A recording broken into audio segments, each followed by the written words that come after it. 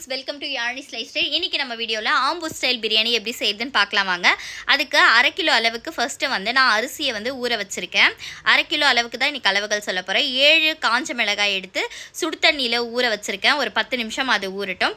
அதுக்குள்ளே இந்த சைடில் வந்து நம்ம மசாலா எல்லாம் தாளிச்சிடலாம். அதுக்கு 100 ml அளவுக்கு நார்மல் எண்ணெய் சேர்த்துருக்கேன். அப்புறம் 25 ml அளவுக்கு நெய் சேர்த்துருக்கேன்.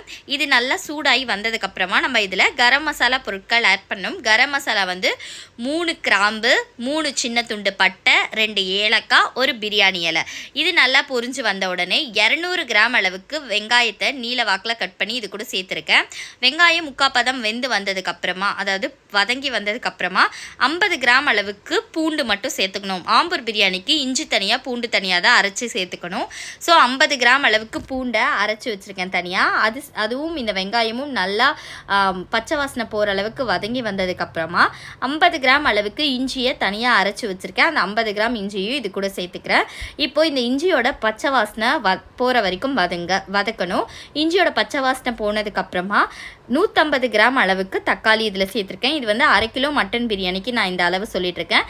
200 கிராம் வெங்காயம், 150 கிராம் தக்காளி சேர்த்து ஒரு 2 நிமிஷத்துக்கு அப்புறமா நான் காஞ்ச மிளகா ஃபஸ்ட்டு சுடு தண்ணியில் ஊற வச்சுருந்தேன் இல்லைங்களா, அதை இந்த மாதிரி நல்லா பேஸ்ட்டாக அரைச்சி சேர்த்துக்கணும். நம்ம காரத்துக்காக வேறு எதுவும் சேர்க்க போகிறதில்ல, மிளகாய் தூளோ பச்சை மிளகாயோ எதுவும் சேர்க்க போகிறதில்ல. அந்த அரைச்சி வச்சுருக்க அந்த காஞ்ச மிளகாவோட பேஸ்ட்டை இது கூட சேர்த்து நல்லா வதக்கி விட்டுக்கணும். நான் வந்து ஃபஸ்ட்டே வெங்காயம் வதங்குறதுக்கு கொஞ்சம் உப்பு சேர்த்துருந்தேன். அதுக்கப்புறமா இப்போது வெங்காயம் ஓரளவுக்கு வதங்கி வந்ததுக்கப்புறம் இதில் ஒரு கைப்பிடி அளவுக்கு புதினாவும் கொத்தமல்லியும் சேர்த்தே ஒரு கைப்பிடி போட்டுக்கோங்க. அதுக்கப்புறம் 50 ml அளவுக்கு தயிர் சேர்த்துக்கோங்க. அந்த தயிரும் இந்த மசாலாவும் நல்லா மிக்ஸ் ஆகி தக்காளி எல்லாம் வதங்கி வந்ததுக்கப்புறமா 1/2 கிலோ அளவுக்கு கழுவி வச்சுருக்க மட்டனை இது கூட சேர்த்துக்கணும். மட்டன் இது கூட சேர்த்து மசாலா கூட நல்லா வதக்கி விடுங்க. இப்போ இந்த மசாலாவை கொஞ்சம் டேஸ்ட் பண்ணி பாருங்கள். கறிக்கு நல்லா இறங்குற அளவுக்கு மசாலா உப்பு இருந்துச்சுன்னா விட்டுடுங்க. அப்படி இல்லைன்னா எனக்கு கொஞ்சம் பத்தாமல் இருக்குது, அதனால் நான் கொஞ்சம் அது கூட உப்பு சேர்த்து மூடி வச்சுருக்கேன். சைடில் வந்து நான் வந்து 1/2 கிலோ அரிசி ஊற வச்சுருக்கேன். 1/2 கிலோ அரிசி வந்து எனக்கு நான் அளந்த டம்ளரில் 3 டம்ளர் வந்தது. ஸோ இதில் வந்து நான் 7 டம்ளர் அளவுக்கு தண்ணி ஊற்றி நல்லா இன்னொரு அடுப்பில் வந்து நல்லா கொதிக்க விட்டுருக்கேன். அந்த தண்ணி நல்லா கொதித்து வந்ததுக்கப்புறமா 1 டம்ளர் அளவுக்கு தண்ணியை மட்டும் வெளியே எடுத்து வச்சுட்டேன்.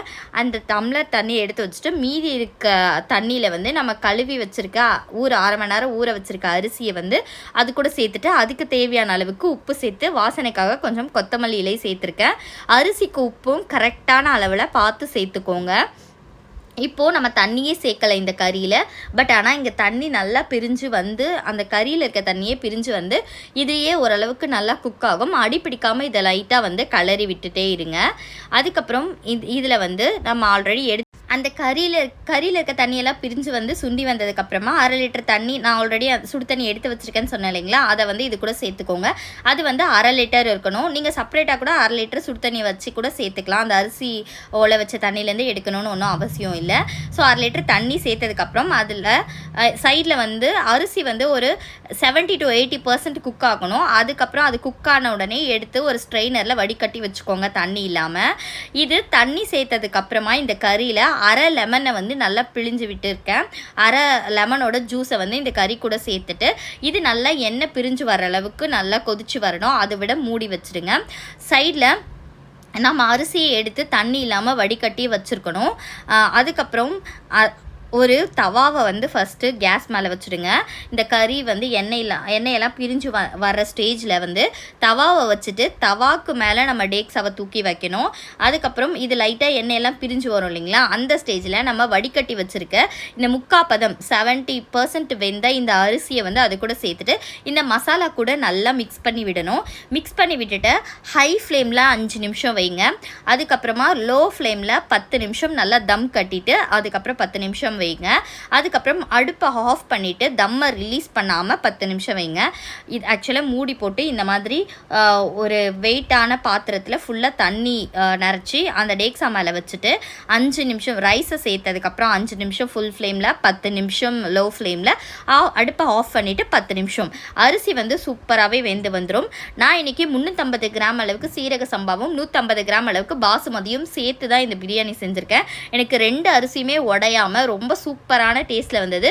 உங்களுக்கு வந்து சீரக சம்பா மட்டும் இருந்தால் சீரக சம்பா போட்டு செஞ்சுக்கோங்க. பாசுமதி மட்டும் வேணும்னாலும் அது மட்டும் போட்டு செஞ்சுக்கோங்க. எல்லாத்துக்குமே ஒரே அளவு தான். இதில் பாருங்கள், எந்த ஆர்டிஃபிஷியல் கலரும் நான் சேர்க்கலை. வெறும் காஞ்ச மிளகா பேஸ்ட் மட்டும்தான் சேர்த்துருந்தேன். டேஸ்ட் வைஸும் ரொம்ப சூப்பராக இருந்தது. கலரும் பாருங்கள் எவ்வளோ சூப்பராக வந்திருக்கு. இது வந்து ரொம்பவே டேஸ்ட்டாக சிம்பிளாக செய்யலாம். கண்டிப்பாக நீங்களும் ட்ரை பண்ணி பார்த்துட்டு எப்படி இருக்குன்னு கமெண்ட்டில் சொல்லுங்கள். இதே மாதிரி நிறைய வீடியோஸ் பார்க்க மறக்காமல் நம்ம சேனலை சப்ஸ்கிரைப் பண்ணுங்கள்.